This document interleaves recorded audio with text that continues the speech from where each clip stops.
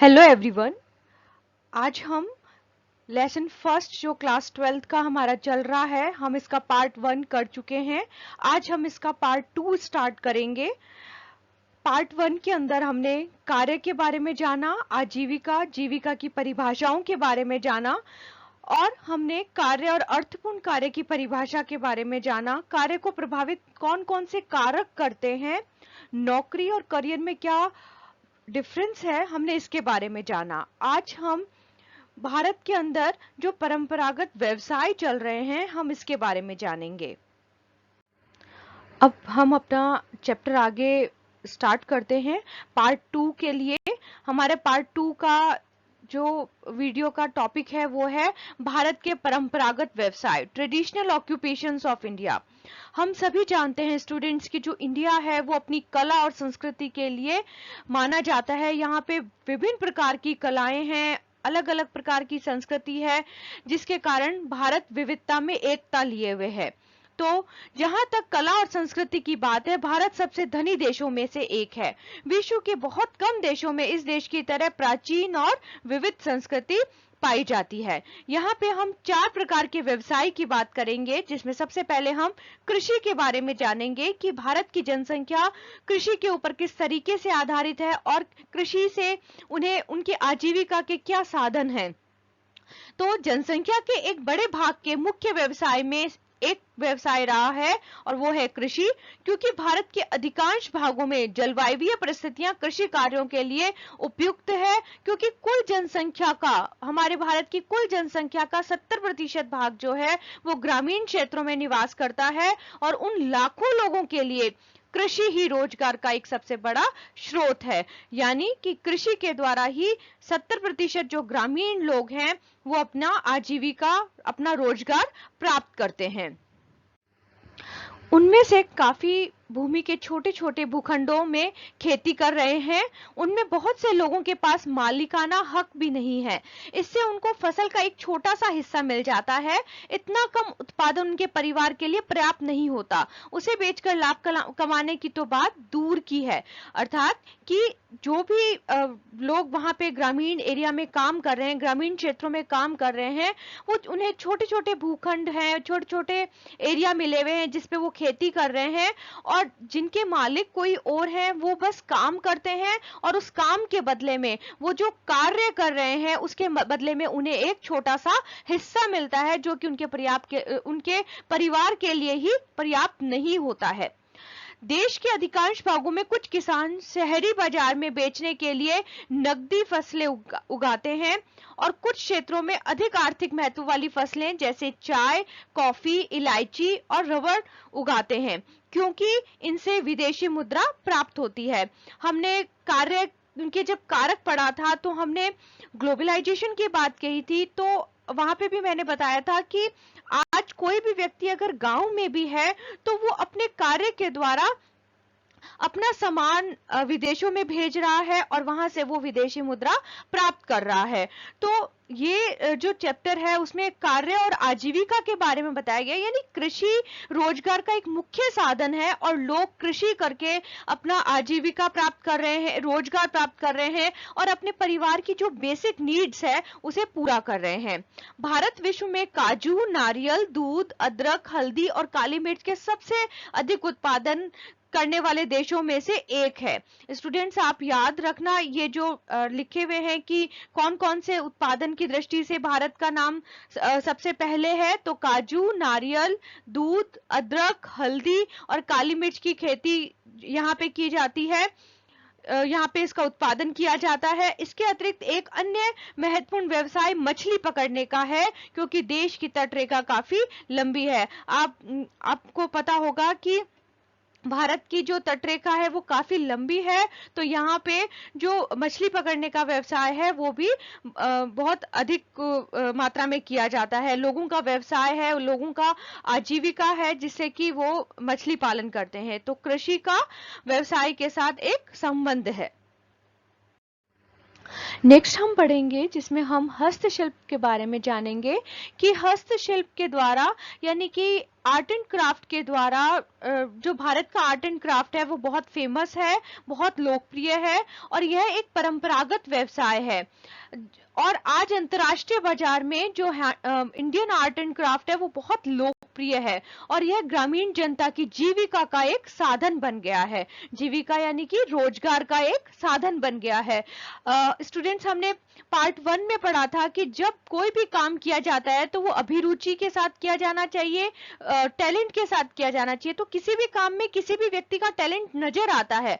अगर एक मूर्तिकार मूर्ति बनाता है तो उसका टैलेंट शो होता है, उसमें उसकी रुचि नजर आती है कि वो कितनी सुंदरता के साथ अपने काम को कंप्लीट कर देता है।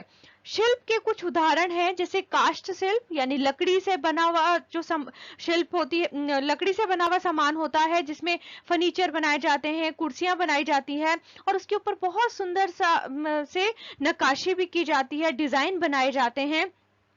मिट्टी के बर्तन बनाना, धातु शिल्प बनाना, धातुओं के द्वारा आभूषण तैयार करना, हाथी दांत शिल्प तैयार करना जिसमें कि हाथी दांत के आभूषण तैयार किए जाते हैं। कंधा शिल्प, कांच और कागज शिल्प, कांच का काम कपड़ों के ऊपर भी किया जाता है। कशीदाकारी, बुनाई, रंगाई और छपाई बहुत फेमस है। टाई एंड डाई का काम बहुत फेमस है। शैली शिल्प, मूर्ति कला, टेराकोटा। टेराकोटा क्या होता है स्टूडेंट्स? की लाल मिट्टी के पकाए हुए बर्तन और मूर्तियां होती हैं। शोला पीठ शिल्प, दरी, गलीचे, कारपेट, मिट्टी और लोहे की वस्तुएं इत्यादि। तो ये सब हमारे शिल्प के उदाहरण हैं। बुनाई भारत का एक कुटीर उद्योग है। प्रत्येक राज्य के विशिष्ट वस्त्र, कशीदाकारी और परंपरागत परिधान होते हैं जो उस क्षेत्र विशेष की जलवायु और जीवन शैली के लिए उपयुक्त होते हैं। अब भारत देश में बुनाई जो है वो की जाती है और ये जो बुनाई का उद्योग है वो एक कुटीर उद्योग है जो कि प्रत्येक राज्य के लिए अलग अलग, हर प्रत्येक राज्य में एक विशिष्ट वस्त्र पर कशीदाकारी की जाती है जो, और वो राज्य उसके लिए फेमस हो जाता है। भारत भिन्न भिन्न प्रकार की बुनाई के लिए प्रसिद्ध है। यह व्यवसाय कई अन्य सामाजिक, आर्थिक, संस्कृति के आधार को प्रतिबिंबित करते हैं, परंतु आधुनिक अर्थव्यवस्था ने इस प्रकार के शिल्पों की सामग्री को वैश्विक बाजार तक पहुंचाया है, जिससे देश को पर्याप्त विदेशी मुद्रा प्राप्त हो रही है। अब ये जो हमारे भारतीय लोगों के द्वारा काम किया जा रहा है, इसे भारत में तो खरीदा जा ही रहा है, इसके अलावा इंटरनेशनल मार्केट में भी इसको बेचा जा रहा है और वहां से भारत को विदेशी मुद्रा प्राप्त हो रही है। नेक्स्ट इज परंपरागत रूप से शिल्प निर्माण उत्पादन करने की विधियां, तकनीक और कौशल परिवार के सदस्यों को पीढ़ी दर पीढ़ी सौंप दिए जाते थे। इस देसी ज्ञान का हस्तांतरण और उसका प्रशिक्षण मुख्य रूप से गृह आधारित प्रशिक्षण और जानकारी थी। इस ज्ञान के सूक्ष्म तत्वों को उस रोजगार से जुड़े समूह में कड़ी सुरक्षा के साथ गोपनीय रखा जाता था। अब हमारे भारत में अलग अलग व्यवसाय हैं और ये जो व्यवसाय है वो पीढ़ी दर पीढ़ी चले आ रहे हैं और लोग अपनी ही पीढ़ी को वो काम सिखा रहे हैं, जिससे कि उन्हें ट्रेन किया जा रहा है और यह जो जानकारी है वो गोपनीय रखी जाती है, जिससे कि उस तरीके का व्यापार है वह विशेष वर्ग ही कर सके। भारत में धर्म, जाति और व्यवसाय की गति कनिष्ठ रूप से एक दूसरे से जुड़े हैं और साथ ही देश के सामाजिक ढांचे में जनसमूह की सोपानिक व्यवस्था से भी संबंध है। ऐसे सैकड़ों परंपरागत रोजगार हो सकते हैं। कौन कौन से हो सकते हैं? जैसे शिकार करना और पक्षियों और जानवरों को जाल में फंसाना, विदेशी सामान इकट्ठा करना और बेचना, माला बनाना, नमक बनाना। ये बहुत सारे व्यवसाय हैं जो कि परंपरागत रोजगार है। खनन कार्य, टाइल बनाना पीढ़ी दर पीढ़ी चलने वाले परंपरागत रोजगारों में सम्मिलित है, जिसमें पुजारी, सफाई करने वाले और चमड़े का काम करने वाले इत्यादि लोग हैं। अब जैसे जो पुजारी व्यक्ति होते हैं, तो एक व्यक्ति जो पूजा कर रहा होता है उस मंदिर की, फिर वह आगे उस विधि को अपने ही पीढ़ी को आगे बताता है और इस प्रकार ये सारी चीजें, ये जितना भी ज्ञान है, जितना भी ये ट्रेनिंग है स्पेशल, ये आगे से आगे अपनी पीढ़ियों में भेजी जाती है, रूपांतरित की जाती है, जिससे कि रोजगार के अवसर प्राप्त किए जा सके। स्टूडेंट्स, यहाँ पे मैंने कुछ पिक्चर्स ली है जो कि आपकी एनसीईआरटी की बुक में दी हुई हैं। ये इसलिए यहाँ पे स्लाइड तैयार की गई है क्योंकि आपके पेपर में कोई एक पिक्चर देके यह पूछ लिया जा सकता है कि यह कहाँ की कला है। जैसे ये आप देख रहे हैं, ये उड़ीसा की शोला शिल्पकार है। ये कर्नाटक की चन्नपट्टन की मूर्तियां हैं और थर्ड जो है वो पत्थर की मूर्ति कला है। तो आप इसमें देखेंगे कि जिन्होंने बनाया है उन्होंने कितनी सुंदरता के साथ इसके अंदर कलर यूज किए हैं और सुंदरता के साथ इसे बनाया है। तो आप इसे जरूर याद रखें क्योंकि ये एक नंबर के प्रश्न में पूछा जा सकता है। आपको कोई भी पिक्चर दे दी जाए और उसे पूछा जा सकता है कि ये किस राज्य से संबंधित है, तो यहाँ पे आप देखोगे कि ये स्पेशल उड़ीसा से संबंधित है, यह स्पेशल कर्नाटक से संबंधित है। तो इस प्रकार से आपसे प्रश्न पूछा जा सकता है।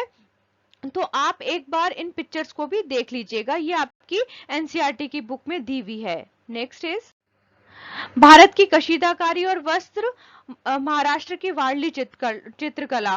तो ये स्पेशल प्रकार की होती है, जो कि स्पेशल होती है, जो कि महाराष्ट्र में की जाती है। तो आप एग्जाम से पहले एक बार जरूर इन्हें देख लेना। नेक्स्ट है आसाम का बांस शिल्प। आप अभी हमने पढ़ा कि जो ये हस्तशिल्प है ये अलग अलग राज्यों के द्वारा की जाती है। तो आसाम के अंदर ये बांस के जो बांस होता है उससे अलग अलग प्रकार की सामान बनाया जाता है। और कठपुतली शिल्प जो कि आपने देखा होगा कि राजस्थान में भी बहुत फेमस है। केरल का नारियल शिल्प, अब केरला के अंदर नारियल पाया जाता है और वहां पे विभिन्न प्रकार के बर्तन बनाए जाते हैं। तो ये कुछ पिक्चर्स हैं जो कि आपके एनसीईआरटी की बुक में दी गई है, जिसे मैंने यहाँ पे लिया है। अगर आपको पिक्चर दिखा के नाम पूछे तो वो आपको इसमें आना चाहिए। स्टूडेंट्स, अब हम यहाँ पे भारतीय पाक प्रणाली के बारे में पढ़ेंगे, जो कि आज के हमारे वीडियो का थर्ड पॉइंट रहेगा, जिसमें हम पढ़ेंगे कि भारतीय पाक प्रणाली का भी व्यापार के ऊपर, रोजगार के ऊपर प्रभाव पड़ता है। जिस प्रकार से बुनाई, कशीदाकारी और चित्रण कलाओं के समान भारत के प्रत्येक क्षेत्र की विशिष्ट पाक प्रणालियां होती है। भारत के अलग अलग राज्यों में, अलग अलग क्षेत्रों में, ग्रामीण इलाकों में परंपरागत तरीके से भी पाक प्रणाली भोजन बनाया जाता है और विभिन्न पाक प्रणालियां प्रचलित हैं, जिसमें देशी सामग्री और मसालों को लेकर भी अनेक प्रकार के स्थानीय व्यंजन बनाए जाते हैं, जो कि उस स्थान में बनाए जाते हैं और वो बहुत फेमस होते हैं। आज भारत अपने स्वादिष्ट व्यंजनों के लिए प्रसिद्ध है और ऐसे अनेक व्यक्तियों की आजीविका के स्रोत के रूप में उभर कर आया है। बहुत सारे लोगों के लिए ये रोजगार का साधन है। वो विशेष प्रकार के भोजन बनाते हैं और उसे अलग अलग राज्यों में, देशों में बेचा जाता है। जो सड़क पर भोजन बेचने से लेकर विशिष्ट भोजनालय और 5 सितारा होटलों में काम करते हैं। ये जो लोग हैं ये भोजन बनाते हैं और इनका भोजन बनाना ही इनकी रोजगार का साधन है। अनेक प्रकार के परंपरागत व्यंजनों और मिर्च मसालों की बहुत से देशों में मांग रहती है। इस हेतु लोग यहाँ के जो मसाले होते हैं उन्हें भी बाहर मंगाते हैं, जिससे कि भारतीय लोगों को विदेशी मुद्रा प्राप्त होती है। हमारा नेक्स्ट टॉपिक रहेगा जिसमें हम चित्रण कला के बारे में जानेंगे, जो कि हमारा फोर्थ टॉपिक है, जिसमें हम परंपरागत चित्रण कलाओं का किस प्रकार यूज किया गया है उसके बारे में जानेंगे कि भारत में चित्रण कलाओं की विविधता है। अलग अलग वैरायटी की चित्रण कलाएं की गई है। अलग अलग कारीगर हैं, कलाकार हैं, शिल्पकार हैं, जो कि अपने ज्ञान और कौशल से चित्रण कलाएं करते हैं, जो 4000 वर्षों से प्रचलन में है। ऐतिहासिक दृष्टि से कलाकारों और शिल्पकारों को दो मुख्य वर्गों के संरक्षकों से सहायता मिलती थी, बड़े हिंदू मंदिर और विभिन्न राज्यों के राज्य शासक। धार्मिक उपासना के संदर्भ में मुख्य चित्रण कलाओं का उदय हुआ। भारत के विभिन्न भागों में वास्तुकला की विभिन्न क्षेत्रीय शैलियां देखने को मिलती है। भारत के अलग अलग राज्यों में वास्तुकला का उपयोग किया गया है, क्षेत्रीय कलाओं का उपयोग किया गया है, जो विभिन्न धर्मों को प्रतिबिंबित करते हैं, जैसे इस्लाम धर्म, सिख धर्म, जैन धर्म, ईसाई धर्म, हिंदू धर्म।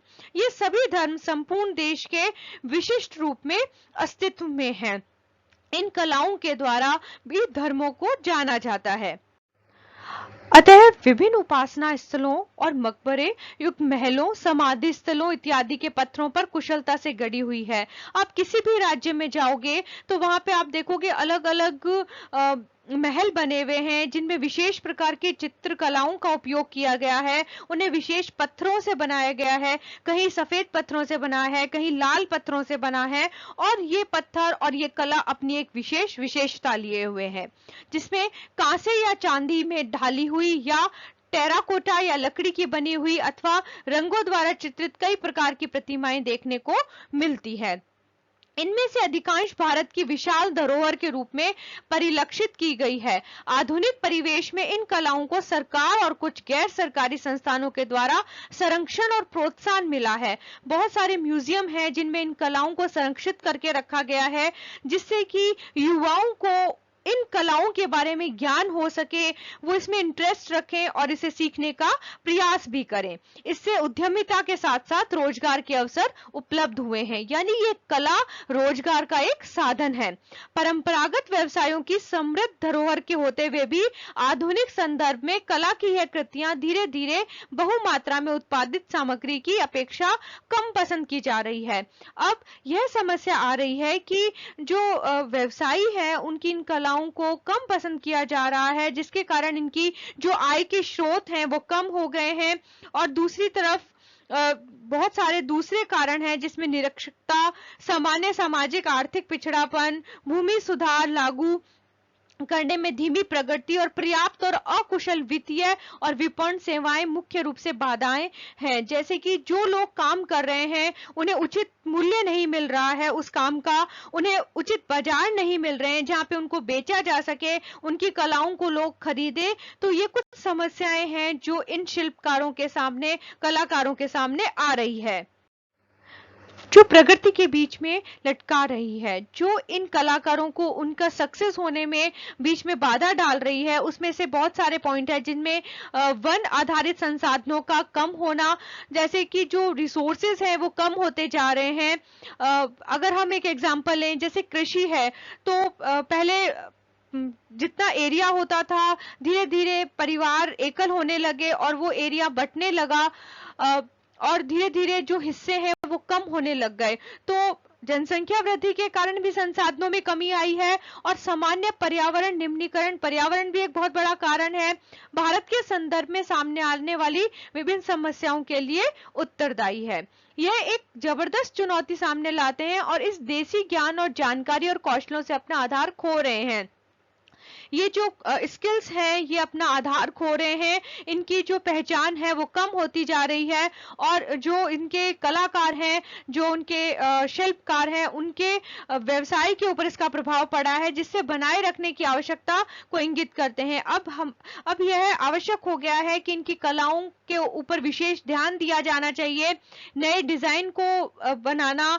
अब इसके लिए आवश्यक है कि नए डिजाइन बनाए जाने चाहिए, उनका संरक्षण और परिष्करण नीतियां अपनाई जानी चाहिए, और जो भी काम किया जा रहा है वो एनवायरमेंटल फ्रेंडली होना चाहिए, जो रॉ मटेरियल यूज किया जा रहा है वो उपयोगी होना चाहिए, पैकेजिंग किस प्रकार से की जा रही है, जो भी सामान पैक किया जा रहा है वो इस प्रकार का होना चाहिए कि जब तक वो दूसरे देश में या दूसरे राज्य में पहुंचे तो वो खराब ना हो।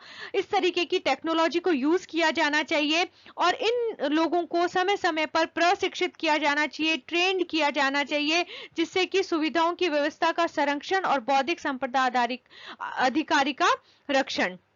आधुनिक युवा और समुदायों के लिए आवश्यक है कि वे व्यक्तिगत रूप से जीविका और अवसरों के व्यापक क्षेत्र और संभावनाओं के प्रति जागरूक रहें। जो युवा वर्ग हैं, जो समुदाय हैं, जो इस कला को जानते हैं, वो व्यक्तिगत रूप से आगे आए और इन रोजगार के अवसरों की संभावनाओं को बढ़ाएं, इनके लिए वो अवेयर हो और इस ज्ञान और कौशल को वो आगे तक लेके आए।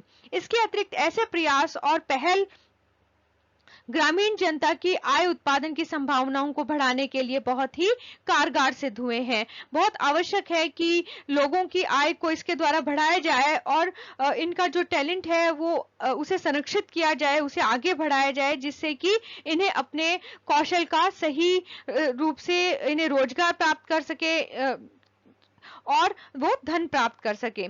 स्टूडेंट्स, यहाँ पे हमारा इस फर्स्ट यूनिट का सेकंड पार्ट खत्म होता है। अब आप इसके नोट्स बनाएं, इसे याद करें, और जो पिक्चर्स हैं इस वीडियो में उसका ध्यान रखें, क्योंकि आपसे पिक्चर्स भी एग्जाम में पूछी जा सकती हैं। तो आप इसे याद करें जब तक मैं आपके लिए थर्ड पार्ट लेके आती हूँ। Thank you.